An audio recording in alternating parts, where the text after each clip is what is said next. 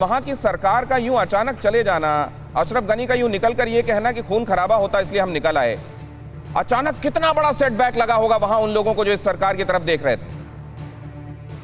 देखिए, जो दोहा में हो रहा था वो खलीलजादे साहब जो हैं, जो 3 अमेरिकन प्रेसिडेंट्स के ऑथराइज्ड एम्बेसडर हैं, ये सब पाकिस्तान की लाइन फॉलो करने वाले लोग हैं, क्योंकि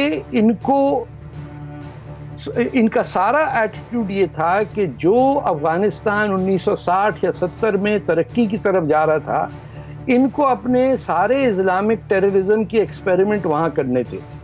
इसीलिए आप देखिए कि नीचे के बलोच प्रोविंसेस में भी इन्होंने, पाकिस्तान ने अपने डेथ स्क्वाड्स भेजे, जहां सबसे पहले प्रोविंसेस पे कब्जा हुआ तालिबान का। ठीक है, पूरी इनको सपोर्ट थी। और एंड में मैं आपको बताऊं कि ये अमेरिका की मर्जी से। ये आप बहुत इंपॉर्टेंट बात कह रहे हैं। मैंने ये सवाल पूछा था कि उनको कितना बड़ा सेटबैक लगा होगा। आपने कहा कहानी तो बहुत पहले लिखनी शुरू हो गई थी, और कहानी किस-किसने कैसे लिखी है जरा ये दिखाइए। जो अभी हमने ये ग्राफिक चलाए थे, दिखाइए ये जरा, आप देखिए कौन कौन से देश और उनकी क्या भूमिका रही है, कौन से वो मुल्क हैं जिन्होंने खंजर भोंका है अफगानिस्तान की जनता के सीने में। जरा देखिए, इसमें आपको नजर आएगा पाकिस्तान के बारे में अभी तारिक फतेह बोल रहे थे, लेकिन उस वक्त जावेद गफ्फारी मुस्कुरा रहे थे, और ये मुस्कुराहट इस समय अच्छी नहीं लग रही है। चीन सीधे सीधे अपना हित देख रहा है, दुनिया जाए भाड़ में। लेकिन अगर दुनिया भाड़ में चली गई तो चीन कहां जाएगा, ये भी चीन को समझना चाहिए। दूसरी तरफ आप देख लीजिए सऊदी अरब का रोल इसमें, और कतर का रोल, जहां पर आप ऑफिस बनवा रहे हैं तालिबान को, वहां से बातचीत करने के लिए प्लेटफॉर्म मुहैया करा रहे हैं, और उस प्लेटफॉर्म का इस्तेमाल करके अमेरिका यह कह रहा है कि ठीक है हमारी डील हो गई है, और उसके बाद वहां से वापस जाने का ऐलान हो जाता है। और तब यह कहा जाता है कि 1 साल तक तो रेजिस्टेंस हम दे ही लेंगे। 1 साल तक रेजिस्टेंस, इसीलिए शायद मुल्ला बरादर ने कहा कि सोचा नहीं था इतनी आसान जीत मिलेगी। लेकिन अब चलता हूं मैं अपने बाकी मेहमानों के पास। शीलकांत शर्मा साहब, सवाल यह है कि इसमें सबसे बड़ा गुनहगार किसको माना जाए? जावेद गफ्फारी, आ रहा हूं मैं आपके पास, आ रहा हूं।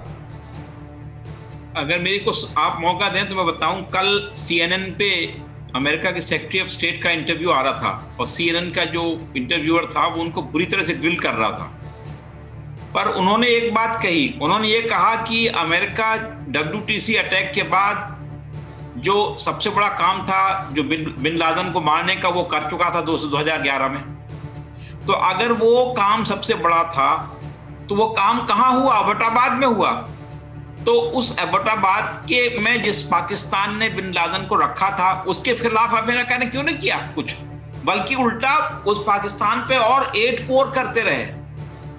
तो ये अगर ये सोचता था कि अफगानिस्तान से असली एक्शन उसको मारना था, तो उसको जो बचाने वाला था उसको तो आपने कुछ नहीं किया, बल्कि उसको जैसे बहुत सारी चीजों को कारपेट के अंदर डाल दिया। वो जिन्होंने उनके न्यूक्लियर प्रोलिफरेशन वाले को कारपेट के अंदर डाल दिया, तो ऐसी इसको भी डाल दिया। तो अब वो उस पाकिस्तान को आपने सपोर्ट किया और आज तक कर रहे हैं, और वो पाकिस्तान जो है वो अब तालिबान का कठपुतली चला रहा है, बिल्कुल कठपुतली के समान चला रहा है। क्योंकि मुल्ला बरादर पाकिस्तान से आते हैं, फिर जाके दोहा, वो फिर वापस काबुल आते हैं, फिर जो वो कहते हैं वो बात करते हैं। ठीक है, फिर जो इनके जो आए हैं तालिबान, वो जो भी बात करते हैं वो पाकिस्तान से कही हुई बात कहते हैं। ठीक है। फिर जो पूरा खेल हुआ है, 2 दिन पहले आप जो डिस्कशन कर रहे थे कि पूरी स्ट्रेटेजिक जो प्लानिंग हुई है वो सब पाकिस्तान की सेना के साथ हुई है इनकी, तभी तो घेरे हैं पूरे, धीरे धीरे कर काबुल को घेरा है। और गनी जो साहब प्रेसिडेंट हैं, वो ही इज अ फॉल गाय।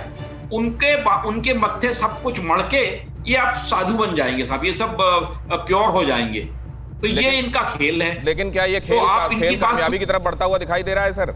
9/11 से पहले जो गुड टेररिज्म बैड टेररिज्म वाला ओपिनियन था वो बदला था क्या? इतनी जल्दी आंखों में फिर से पट्टी बन गई है? ये भी एक बड़ा सवाल है। नेहा पंजी के पास जाना चाहता हूं। नेहा पंजी, अमेरिका की आवाम कैसे देख रही है? अमेरिका की आवाम इसमें बहुत ज्यादा डिवाइडेड है एज यूजुअल, लेकिन एक सेंटिमेंट बहुत कॉमन है कि हर कोई वहाँ महिलाओं की और बच्चियों की स्थिति को लेके एक तरह से कहा जाए तो टेरराइज्ड है, क्योंकि ये किसी से छुपा नहीं है कि तालिब का जो एटीट्यूड रहा है महिलाओं के प्रति वो बहुत ही रिग्रेसिव है। देखिए, फंडामेंटलिस्ट इस बात में हम सब। नेहा पंजी, मैं ये जानना चाहूंगा कि अगर ओपिनियन डिवाइडेड है तो मेजॉरिटी क्या सोच रही है, ये भी मैं आपसे जानना चाहूंगा। फिक्र आपकी, सोमवार से शुक्रवार रात 9 बजे सिर्फ TV9 भारतवर्ष पर।